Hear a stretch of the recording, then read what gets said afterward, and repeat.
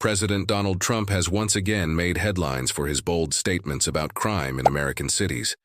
In recent speeches and interviews, Trump has described places like Chicago, Washington, D.C., and New York as war zones, claiming they've become unsafe and lawless under Democratic leadership. He has even compared Chicago's crime rates to those of Afghanistan, and suggested that the federal government, or even the National Guard, may need to step in to restore order.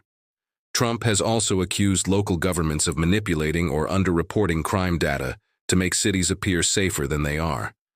However, when you look closely at the numbers, the reality is far more nuanced. According to recent FBI and city-level crime reports, violent crime in the U.S. has actually declined since its pandemic-era spike.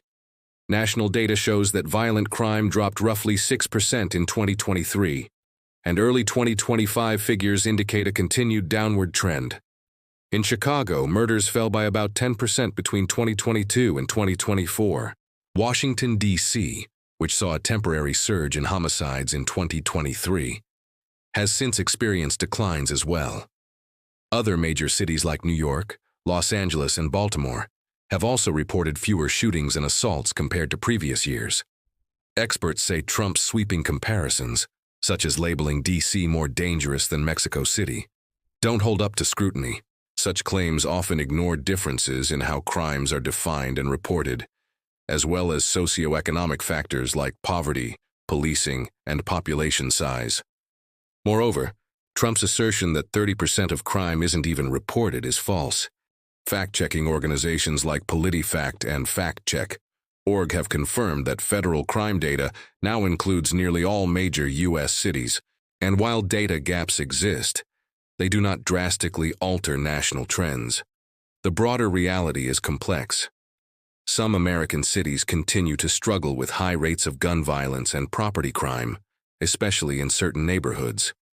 Yet overall, crime today is not at the catastrophic levels portrayed in political rhetoric.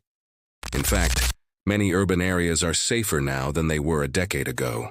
And while it's true that some Democratic-run cities face challenges, so do many cities in Republican-led states, suggesting that crime is influenced by deeper economic and social factors rather than partisan governance alone. Ultimately, Trump's American carnage narrative may resonate politically, but it doesn't fully align with the data. Crime is a serious issue that deserves attention, but fear-driven exaggeration can obscure progress and policy nuance.